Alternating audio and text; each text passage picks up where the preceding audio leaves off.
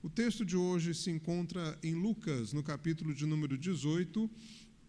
Abra sua Bíblia, por favor, aí, em Lucas, no capítulo de número 18. Nós vamos ler a partir do versículo 18 até o versículo de número 30. A palavra do Senhor diz assim: Certo homem de posição perguntou-lhe: Bom mestre, que farei para herdar a vida eterna? Respondeu-lhe Jesus: Por que me chamas bom? Ninguém é bom senão um que é Deus. Sabes os mandamentos: não adulterarás, não matarás, não furtarás, não dirás falso testemunho e honra a teu pai e a tua mãe. Replicou ele: Tudo isso tenho observado desde a minha juventude. Ouvindo, Jesus disse-lhe: Uma coisa ainda te falta. Vende tudo que tens, dá aos pobres e terás um tesouro nos céus. Depois vem e segue-me. Mas ouvindo ele estas palavras, ficou muito triste, porque era riquíssimo. E Jesus, vendo-o assim triste, disse: Quão dificilmente entrarão no reino de Deus os que têm riquezas. Porque é mais fácil passar um camelo pelo fundo de uma agulha do que entrar um rico no reino de Deus. E os que ouviram disseram: Sendo assim, quem pode ser salvo? Mas ele respondeu: Os impossíveis dos homens são possíveis para Deus. E disse Pedro: Eis que nós deixamos nossa casa e te seguimos.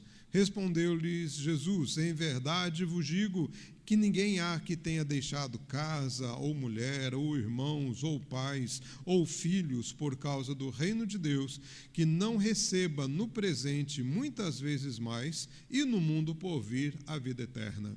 Vamos fazer mais uma oração? Pai bendito, nós agradecemos pela palavra santa do Senhor e rogamos que neste momento o Teu Santo Espírito nos conduza, nos ilumine para termos a compreensão da Tua palavra.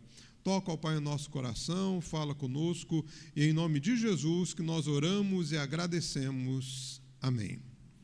Meu querido, você tem fé? Eita, mas o sim está muito fraco. Eu não sei se é mal de presbiteriano, se você não estava preparado para a pergunta. Você tem fé? Sim. Se você não tem, pode ficar tranquilo, eu não vou perguntar se você não tem. Mas se você tem fé, muito bom. Graças a Deus pela sua fé. E essa fé que nós temos, essa fé em Jesus, é uma fé necessária para a nossa salvação, evidentemente. A palavra diz que sem fé é impossível agradar a Deus. A palavra nos diz que é pela fé que nós somos salvos. Nós somos salvos pela graça mediante a fé. Ou seja, não adianta Deus ter manifestado a sua graça se nós não respondermos com a fé. No entanto, é necessário compreender algumas questões importantes para que não confundamos fé com outras coisas. Às vezes, nós achamos que fé é pensamento positivo. Vai dar certo. Vai dar tudo certo. Não, eu tenho fé que vai dar certo. É complicado nós acharmos que a fé é um pensamento positivo, porque, em primeiro lugar, o pensamento positivo ele vem do mundo esotérico, ou seja, do mundo de sorte e azar, das coisas místicas que não têm a ver com Deus, tem a ver com outras coisas. E por que é complicado? Porque a gente pensa, se for nessa maneira, que então, se eu tenho fé no sentido do pensamento positivo, algo que eu quero que dê certo, vai dar certo.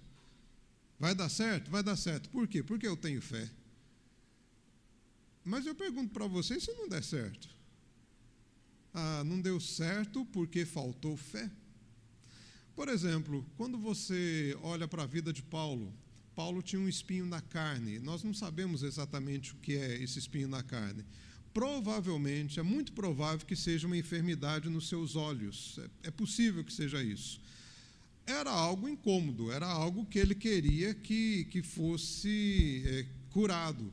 E ele dá o testemunho que ele pediu para Jesus que o curasse, que Deus o curasse por 3 vezes. Não quer dizer que ele orou 3 vezes e acabou. Não, quer dizer que ele orou de uma forma bem clara, bem objetiva, ele especificamente por isso, e Jesus falou não. E ao que parece, na terceira vez, Jesus foi categórico: não e não me peça mais. Não e é não. E Jesus complementa: porque a minha graça te basta, porque o poder se aperfeiçoa na fraqueza. Com essa fala de Jesus, nos dá a entender que se Paulo não tivesse essa enfermidade, era possível que ele ficasse soberbo. Então ele diz que o espinho na carne era como um lembrete, um agente de Satanás para dizer que ele deveria viver humilhado. Se nós falarmos que faltou fé para que Paulo fosse curado, então nós estamos enrolados. Então eu estou enrolado. Porque se faltou fé para o apóstolo Paulo, que nos dá um testemunho maravilhoso da sua vida, que provavelmente foi decapitado por causa dessa fé, eu não sei o que sobra para mim. Não dá para falar que faltou fé para ele, por isso que ele não foi curado. Opa! Então quer dizer que fé não é necessariamente um pensamento que as coisas vão dar certo. Mas o que é fé? Fé é a certeza das coisas que nós esperamos que Deus envia. Não vemos, não sabemos quando, não sabemos como, nem sabemos se essas coisas acontecerão no nosso tempo de vida, mas temos certeza que se Deus disse que vai acontecer, vai acontecer. Então, esse texto de hoje, ele vai nos ensinar a esclarecer um pouco sobre uma fé que nos desconstrói para nos construir. Uma fé necessária, uma fé que precisa nos desconstruir para que sejamos verdadeiramente reconstruídos. A fé que nos desconstrói para nos reconstruir. O texto é interessante porque o texto fala de um homem rico, apesar do título na sua Bíblia, ou na maioria das Bíblias está jovem rico, mas aqui não era um jovem, era um homem provavelmente já maduro, e quando diz no versículo de número 18, de posição, quer dizer que é um homem, uma autoridade. Pode ser autoridade romana, talvez, mas muito provável uma autoridade dentre os judeus. Não sabemos quem exatamente, que autoridade, mas é um homem que se destaca socialmente falando. E ele chega a Jesus fazendo uma pergunta. E essa pergunta vai trazer como consequência todos os versículos que nós lemos aqui, a respeito de salvação, a respeito de como ser salvo, a respeito do que se crê, a respeito do que não se crê. Este texto, ele é um texto que nos desafia e questiona a nossa fé. E por que essa fé, a fé verdadeira, ela precisa nos desconstruir? Porque, às vezes, nós estamos construindo a nossa fé em ideias que não são bíblicas. Às vezes, nós estamos construindo o conceito de fé em pensamentos religiosos, em coisas que nós achamos. Há um número grande de igrejas que dizem crer em alguma coisa, que dizem crer em determinados acontecimentos baseados neles mesmos, não na palavra do Senhor. Esse era um problema já antigo. Por exemplo, na época de Jeremias, Jeremias era um profeta que pregava, que falava que a guerra estava por vir. Mas todos os outros profetas diziam: não, Jeremias, você vai trazer negatividade para o povo. Fala que vai vir paz. E os falsos profetas pregavam paz. E Jeremias então dizia: paz, paz, mas não tem paz. Porque é mentira. Essa fé que vocês estão dizendo é uma fé falsa. É uma pregação falsa. Meus queridos, eu gostaria então de ver com você nessa noite sobre essa fé que nos desconstrói para nos reconstruir, compreendendo que hoje então nós vamos colocar a nossa fé em xeque, não para que você deixe de crer, não para que a gente creia menos, mas para que a gente creia mais, mas da maneira certa, do jeito certo, da maneira que Jesus nos apresenta. Então, essa fé que nos desconstrói para nos reconstruir, ela nos mostra que a fé verdadeira desconstrói nosso relacionamento superficial com Deus. A fé verdadeira, ela desconstrói o nosso relacionamento superficial com Deus. Vejam só o versículo 18 e o versículo 19.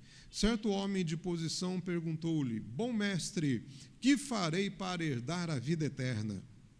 Respondeu-lhe Jesus: por que me chamas bom? Ninguém é bom, senão um, que é Deus. É interessante que Jesus, ele não responde à pergunta diretamente do homem. parece que o homem está, em primeiro momento, está preocupado em saber como herdar a vida eterna, mas quando a gente continua a narrativa, a gente percebe que não é bem essa preocupação. Mas Jesus ressalta uma coisa aqui, que quando a gente lê, talvez quando nós fazemos as primeiras leituras, nós achamos estranho. É o adjetivo bom. É estranho. Eu confesso para você que por muito tempo eu achei estranho por que Jesus está levantando a questão dele ser chamado de bom. Afinal de contas, Jesus não é bom? É ou não é? É. Eu creio que Jesus é bom. A gente canta que Deus é bom para mim, a gente canta que Jesus é Deus, que Jesus é bom também. Normalmente a gente tem a visão de que Jesus é até bonzinho, né? que assim tem a face mansa, então ele é bom. E aí ele é tratado como um bom mestre, e Jesus levanta a indagação: opa, espera aí, por que você me chamas bom? Não há ninguém bom senão Deus. Meus queridos, Jesus ressalta isso porque Jesus, de pronto, ele está desqualificando o conceito do homem, desse homem aqui, desse homem rico. Ele está desqualificando a palavra. O que Jesus está trazendo aqui é que ele aproxima, o homem aproxima de Jesus dizendo que ele é bom mestre, só que Jesus está questionando isso. Sabe por quê? Porque esse adjetivo bom que aparece aqui é um adjetivo que não poderia ser usado para ninguém, dentro do conceito rabínico, dentro do conceito judaico, dentro da visão entre os judeus, esse adjetivo bom não poderia ser usado. Eu não podia chegar para alguém e falar assim: bom Rogério, né, bom Pedro, Pedro, você é bom. Não, dentro da cultura deles, dentro da visão religiosa, eu não podia fazer isso. Por quê? Porque havia um pensamento estabelecido de que o único que poderia ter adjetivo de ser bom era Deus. Então, todos os mestres, eles ensinavam isso, todos os rabinos ou os rabis, eles ensinavam: só podemos chamar Deus de bom, somente Deus é bom. Convenhamos, se você for sincero, se eu for sincero comigo mesmo, se cada um for sincero consigo, a gente sabe que nós não somos bons. Se alguém te fala assim: não, você é bom, hein? Talvez por educação você até não contradiz, mas lá no fundo você pensa: ele que não sabe, ele que não conhece os meus pensamentos, os meus corações e as minhas intenções. De fato, somente Deus é bom. No entanto, por que Jesus parece não aceitar o adjetivo bom? Aqui não é uma questão de que ele não aceita, é uma questão de que ele questiona o homem. O que o homem está dizendo é algo que ele não podia dizer porque ele não acredita piamente que Jesus é Deus. Por que chama bom? É isso que Jesus está levantando a questão. E como nós poderíamos afirmar que ele não acredita que Jesus é Deus? Pelas questões que vêm a seguir.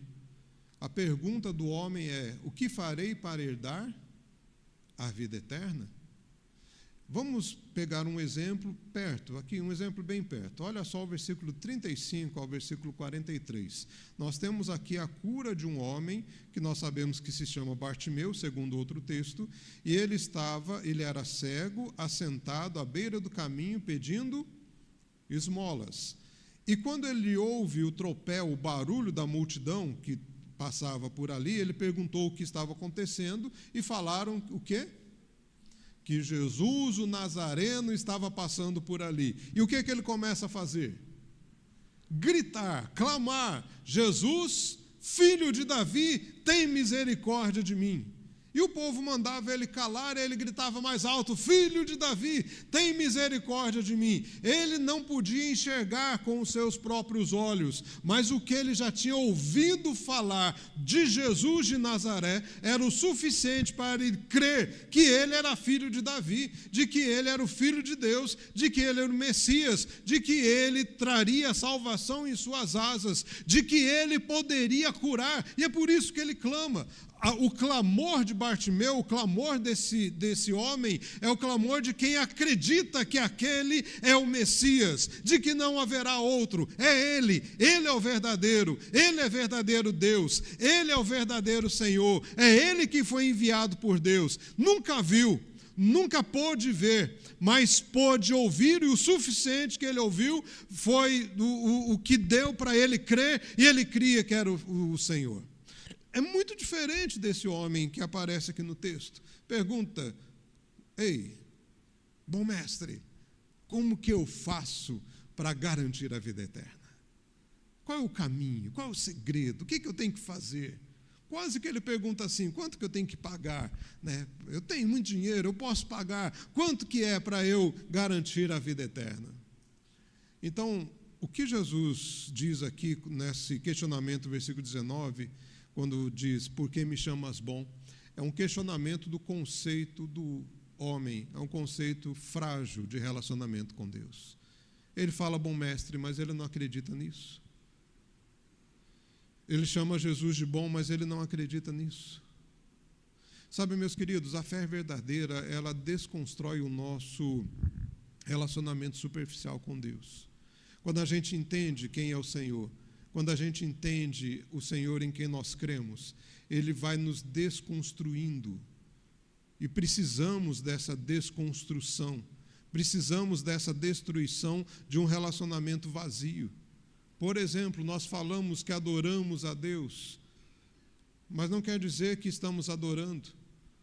Poderia perguntar aqui: você ama o Senhor? E você talvez responda: eu amo. Mas você precisa olhar para a fé em Jesus, mas olhar para o seu coração que te confronta, para essa vida no Senhor, essa fé no Senhor, que vai nos confrontar e vai realmente nos questionar: você ama? Você ama o Senhor? Nós amamos o Senhor. Nós amamos de todo o nosso coração, com toda a nossa força, de toda a nossa alma. Nós nos empenhamos a nossa vida, nós respiramos porque nós queremos viver para o Senhor, amando o Senhor em todos os nossos caminhos. Se é assim, por que as nossas decisões não condizem com o amor que nós dizemos ter em Deus? Se nós falamos que adoramos o Senhor, por que corremos atrás de outras fontes de adoração para alimentar a nossa alma? Se nós dizemos que o nosso Deus é o Deus que nos salva, por que ainda morremos de medo se vamos ser salvos ou não? Se eu cair duro aqui, parar de respirar, não sei se eu vou para o céu. Mas se eu creio no Senhor, que me garante que a salvação não é pelo meu ato, mas pelo ato do Senhor lá na cruz, por que eu vou ter medo até da morte? Meus queridos, a fé verdadeira desconstrói o nosso relacionamento superficial com Deus.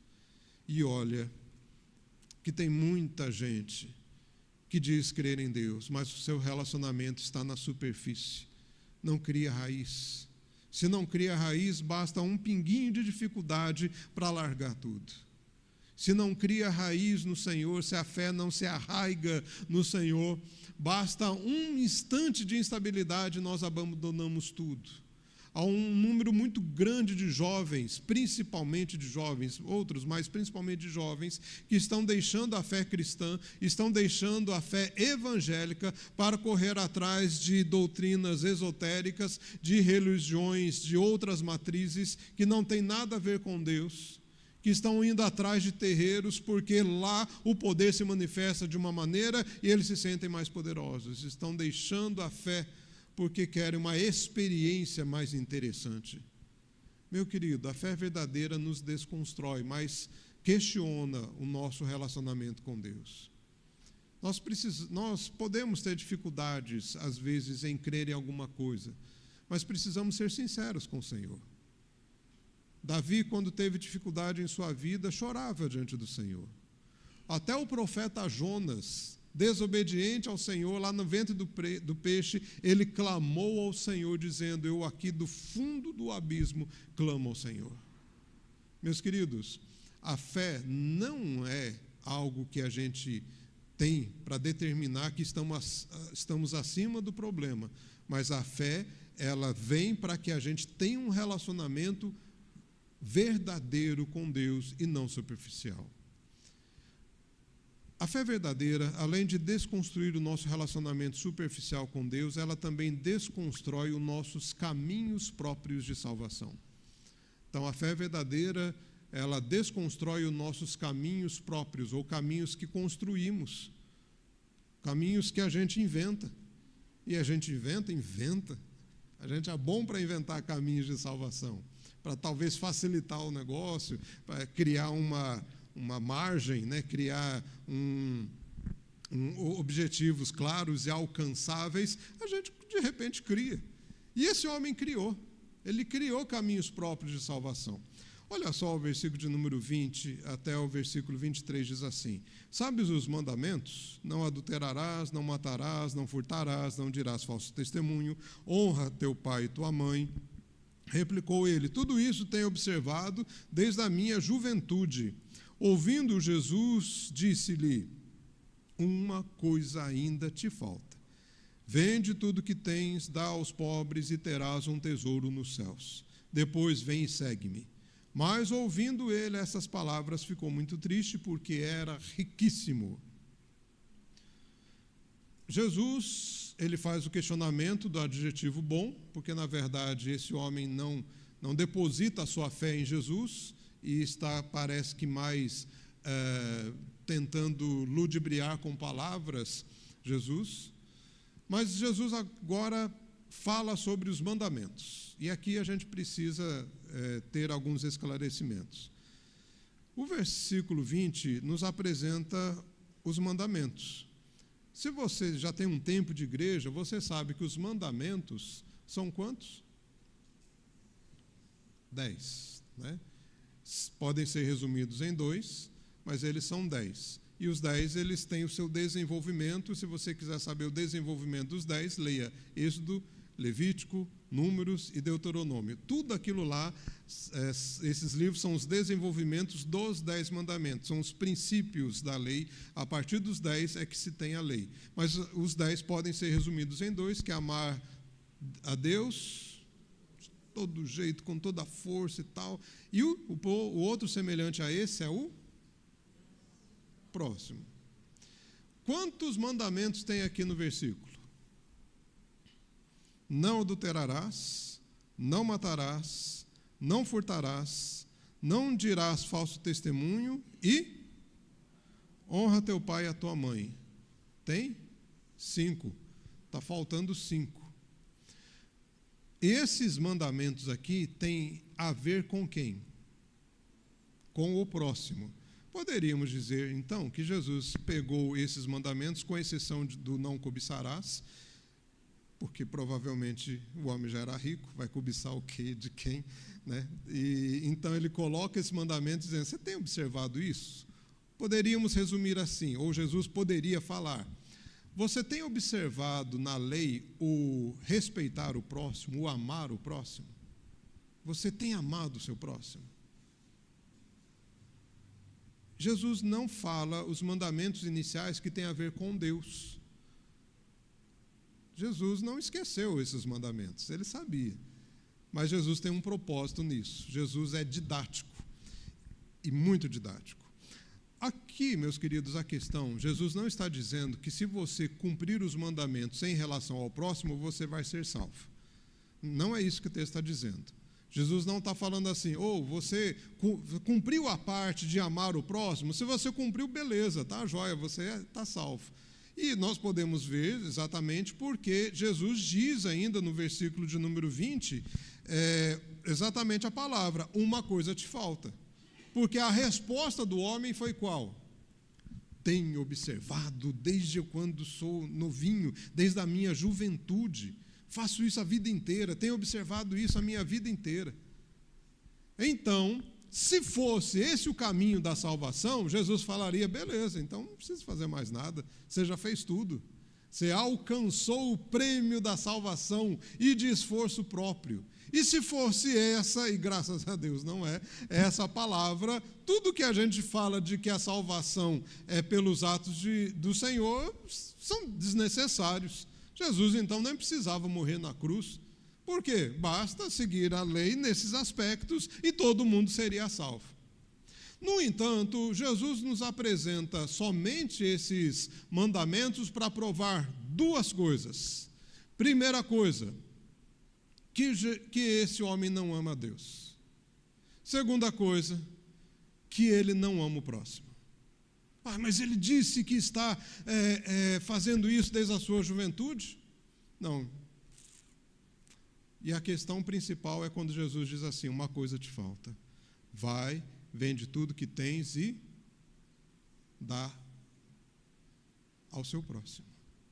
Já que você, é como se Jesus estivesse dizendo, já que você observa desde a sua juventude, então não vai ser difícil você vender as suas coisas e dar para essas pessoas, porque você não quer prejudicá-las, porque você as ama.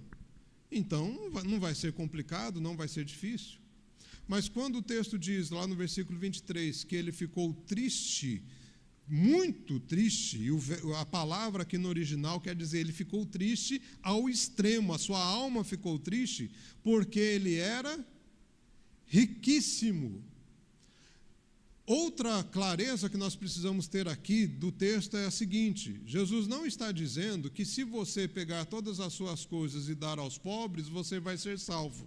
Não, Jesus não está dizendo que esse é o caminho da salvação. Ele não está falando isso.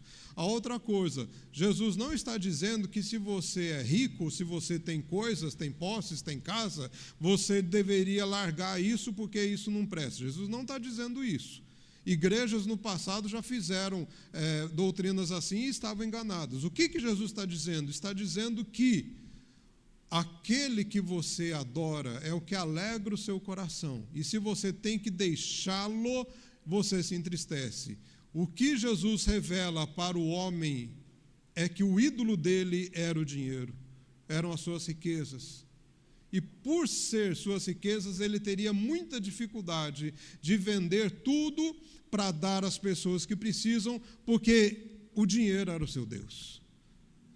Por isso que Jesus nem apresentou os mandamentos com relação a Deus, porque ele já tinha o seu Deus eram as suas riquezas. E por isso que Jesus o confronta, já que a palavra do homem era, não, eu já observo isso, então vende e dá para essas pessoas. Mas, na prática, ele não conseguiria e ficou triste. Ou seja, aquele relacionamento superficial que a gente viu se revela aqui.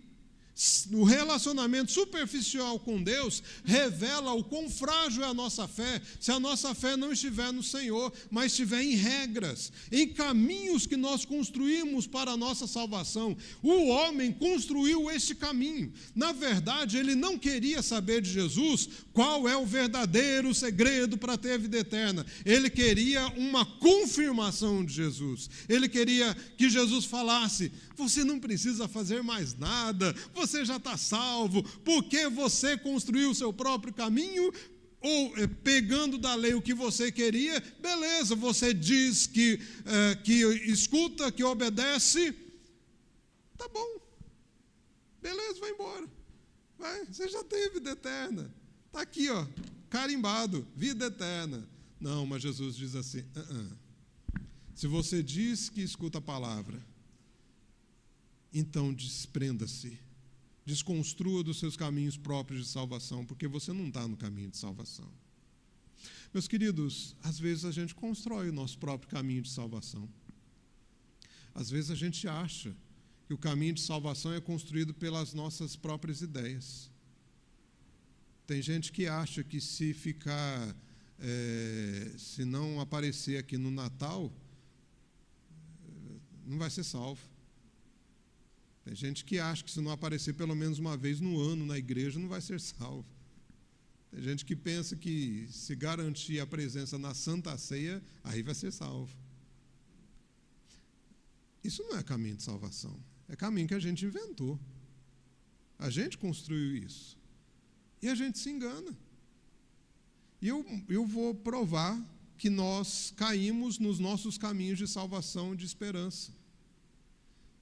De repente nos alicerçamos na igreja, estamos aqui na igreja, nos envolvemos, ótimo. Acontece um problema na nossa casa, vem uma enfermidade, vem uma tragédia, crises, sei lá, desemprego. que a gente fala? Senhor, mas eu estou fazendo tudo certinho, eu vou na igreja, eu estou fazendo oração, até leio a Bíblia todo dia, consegui ler Levítico. Está tudo, Senhor, por que isso aconteceu? O que eu fiz de errado para merecer isso? Eu não mereço isso, Senhor, eu não mereço. Meu querido, isso é construção nossa, a gente inventou isso. Nós inventamos um caminho de salvação e depois queremos responsabilizar Deus pelas coisas que não deram certo. Pergunte para Jó se é assim que funcionou o negócio, não foi assim. Homem temente a Deus, íntegro, elogiado pelo próprio Deus. Deus elogiou Jó na frente do diabo. Disse, não tem ninguém igual a ele. Não tem ninguém. E aconteceu o que aconteceu. Porque os caminhos de salvação não são aqueles que a gente inventa, mas aquele que o Senhor nos dá e que tem a ver com a cruz. Não estou dizendo que o caminho da salvação em Jesus é só sofrimento. Não. Mas quando vem os sofrimentos, isso não quer dizer que estamos no caminho errado ou fizemos alguma coisa de errado. E a nossa alegria não deve ser naquilo que a gente tem ou conquistou, mas naquilo que Deus entregou para nós. A última questão é que a fé verdadeira também desconstrói os nossos conceitos equivocados da graça. A fé verdadeira ela é necessária e ela desconstrói os nossos conceitos equivocados da graça. Versículo 24 a 30 diz assim: E Jesus, vendo assim triste, disse: Quão dificilmente entrarão no reino de Deus os que têm riquezas. Porque é mais fácil passar um camelo pelo fundo de uma agulha do que entrar um rico no reino de Deus. E os que ouviram disseram: Sendo assim, quem pode ser salvo? Mas ele respondeu: Os impossíveis dos homens são possíveis para Deus. E disse Pedro: Eis que nós deixamos nossa casa e te seguimos. Respondeu-lhes Jesus: Em verdade vos digo que ninguém há que tenha deixado casa, ou mulher, ou irmãos, ou pais, ou filhos, por causa do reino de Deus, que não receba no presente muitas vezes mais, e no mundo por vir a vida eterna. Segundo alguns especialistas, não tem como demarcar, mas segundo alguns especialistas, a classe A no Brasil, a classe alta, é quem ganha mais de R$ 23.800. Então, se você ganha mais de R$ 23.800, você pode se considerar da classe alta.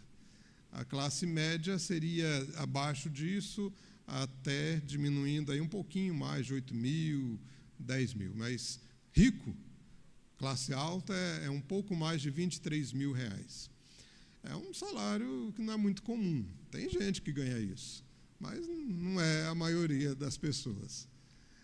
Se a gente considerar que esse homem fosse da classe alta, né, nos nossos dias, então seria essa a visão que as pessoas teriam. Dá para comprar muita coisa, dá para viver, eu creio que bem. Se ele não viver bem com isso, é problema de administração, não é problema de ganho. Mas nós temos uma coisa curiosa aqui no texto. Jesus disse que é muito difícil aquele que tem riqueza entrar no reino de Deus. E o versículo 25 diz que é mais fácil passar um camelo pelo fundo de uma agulha do que entrar um rico no reino de Deus. A expressão no fundo de uma agulha, no original é no olho da agulha. Essa história aparece em Mateus e em Marcos também. E lá em Mateus e Marcos, dá a entender que a agulha não é uma agulha, essa agulha de costura, que poderia ser uma portinha estreita no muro ao lado do portão principal. Eu já vi gente na internet afirmando: essa agulha não é agulha de costura, não. É uma portinha que tinha lá e que era aberta à noite, porque os portões principais eram fechados por questão de segurança, e para entrar era difícil, só entrava a pessoa. E para um animal entrar, por exemplo, um camelo entrar, tinha que tirar toda a bagagem, dar um jeito de abaixar o camelo e com muita dificuldade passaria, mas passaria. No entanto, quando a gente vai para o Evangelho de Lucas, a palavra agulha que aparece aqui no original não é essa que dá a ideia de uma porta, mas é a agulha mesmo, a agulha de costura. E Lucas era médico. Então, como médico, bem criterioso nos termos. Então, por causa do Evangelho de Lucas, por causa dessa história, desconstrua aquela visão da portinha. Não é aquilo, é agulha mesmo. Opa, mas aí espera um pouco. Se fosse a portinha, dava para o camelo passar? Dava. Com dificuldade, lógico, mas passava. Aí um povo puxando, povo empurrando, coitado do camelo, e se esfolar tudo o joelho, mas passava. Agora, se é uma agulha, vem cá, dá para passar um camelo? Você já viu o tamanho de um camelo? Tem gente que já passeou lá no Egito, né? O Roberto pode falar, depois pergunta para ele. O camelo é enorme, é grandão, é um bicho grandão, né? Imponente, não está nem aí com nada. Ele olha para nós assim, até com uma certa arrogância, né? Vocês são nanicos, eu sou grandão.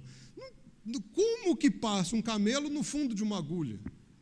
Quando eu era criança, minha mãe pedia para eu passar a linha no fundo da agulha.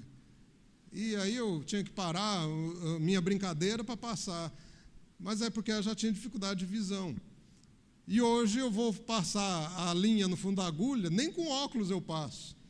Eu não sei onde está a agulha, nem sei onde que fica a linha, e aí eu tenho que pedir para o Juninho e para o Azaf, que por enquanto eles têm visão boa, passa aqui para mim, né, porque não estou enxergando. Mas um camelo não entra no fundo de uma agulha, é pequeno demais. É impossível. Então, a ideia da portinha poderia dar uma possibilidade de que é possível, e até uma ideia de esforço. Dá para entrar com esforço. Mas, segundo o texto de Lucas, ele está dizendo, não dá para entrar. E Jesus diz, é mais fácil passar um camelo no fundo de uma agulha do que quem tem riquezas entrar no reino de Deus. O que a gente precisa esclarecer é o seguinte, então Deus não vai salvar os ricos? Não é isso que o texto diz. O que o texto diz é que aquele que ama a riqueza, ou que tem como seu Deus a riqueza, não passa.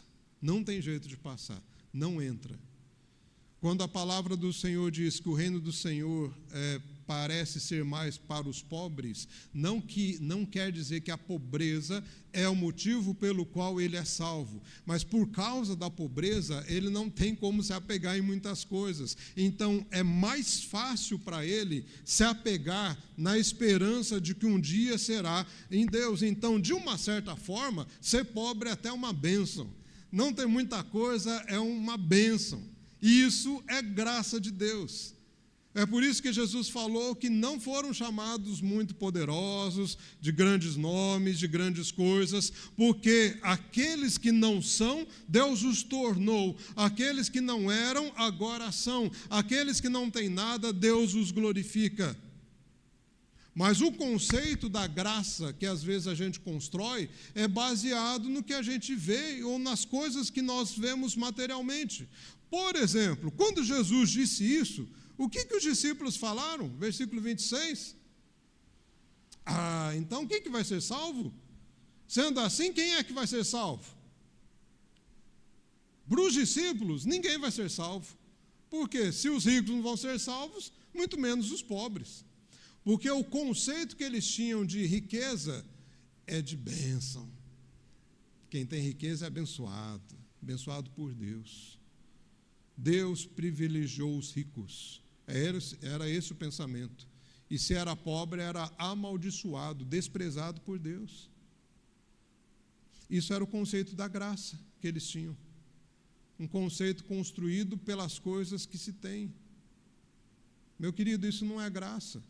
A graça do Senhor nos é construída através da cruz do Senhor, do sacrifício do Senhor. A salvação que nós temos, e é por isso que precisamos viver cada vez mais em fé, é que nos foi dada pelo Senhor, pela graça sois salvos, mediante a fé, e isso não vem de Deus, é dom de Deus. E essa expressão não vem de nós, é dom de Deus, essa expressão não vem de nós, não é necessariamente ao termo fé, mas a toda a ação graciosa de Deus. Toda ação graciosa é um presente de Deus.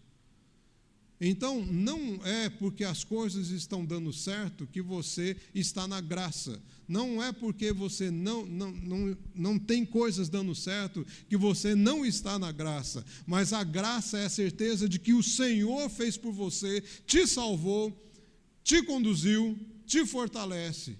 E é por isso que Jesus disse: os impossíveis para os homens é possível para Deus. Porque por nós mesmos, sendo ricos ou sendo pobres, tendo muito ou tendo pouco, jamais seríamos salvos. Mas Jesus tornou possível a salvação morrendo na cruz. Por isso, nossa vida só pode ser reconstruída a partir da cruz. Toda a desconstrução é necessária através da fé verdadeira, porque eu e você só seremos reconstruídos a partir da cruz. Meu querido, nós não podemos sair daqui essa noite sem esse pensamento verdadeiro. Se a nossa fé está em coisas que nós recebemos, se a nossa fé está em situações de boas, se a nossa fé está sendo alimentada por transformações miraculosas, eu gostaria de falar para você que você tem que desconstruir a sua vida pela fé verdadeira e esperar mais pelo Senhor. Olhar mais para aquele que está acima das nuvens e acima do sol, para aquele que está além das expectativas terrenas, além das coisas, que tem uma promessa de um reino espiritual para nós. É isso que deve nos alimentar dia após dia. A nossa vida só pode ser reconstruída a partir da cruz de Cristo. É hora de olhar para a cruz. É hora de olhar para o Senhor. É hora de olhar mais para Jesus, de ter um relacionamento com Deus mais verdadeiro, não superficial. Não superficial. Quando era adolescente lá em Tararé, participava da UPA, e eu lembro que os jovens faziam um jornalzinho. Eu acho que talvez, se você é da época de 80 e 90, a sua mocidade provavelmente fazia também. E eu lembro que nesse jornalzinho que o MP fez, eles colocaram assim: servos pimenta. E eu achei interessante. Eles diziam: a gente tem que ser servos pimenta, que incomoda, que arde, que é presente. Eles diziam: a gente não pode ser servo chuchu, que não tem gosto. Não pode ser servo batata, que tanto faz. Servo pimenta. Se a nossa fé em Jesus não nos faz arder como pimenta, nós não somos presentes. Quer dizer que talvez já estamos construindo conceitos próprios de salvação. E eu quero falar para você que isso não vai te salvar. Queremos confirmação de Jesus a respeito dos nossos pensamentos, e Ele não vai confirmar. Mas é necessário desconstruir a nossa vida pela fé verdadeira para que o Senhor nos reconstrua a partir da cruz. E isso vai implicar em algumas coisas. Quer dizer que aquele pecado que a gente está amarrando e escondendo precisa ser confessado. Quer dizer que aquela vida dupla de bonzinho para as pessoas, mas no nosso interior somos maus e queremos a maldade, precisa ser desfeito. Quer dizer que aquela vida de dizer que amamos a Deus, mas só esperamos por coisas que não têm a ver com Deus, precisa ser desfeito. Hoje é uma boa oportunidade de você conversar com o Senhor. Hoje à noite, talvez lá no seu quarto, é uma boa oportunidade de você fechar a porta e falar coisas que você precisa falar e que você está postergando já há um bom tempo. Já é um momento de termos uma conversa sincera com o Senhor, de chamar o Senhor Jesus de bom, porque realmente Ele é bom, de falar com o Senhor que queremos entender melhor os caminhos dEle, os planos dEle, e de que como podemos ser usados pelo Senhor, no nosso trabalho, na nossa escola, de que os nossos planos não são os melhores planos, mas os dele sim, e que se necessário for, se precisa ser desconstruído os nossos, que ele desconstrua e refaça outros, porque os deles serão sempre melhores. Vamos abaixar as nossas cabeças, vamos falar com Deus, ore ao Senhor por alguns instantes.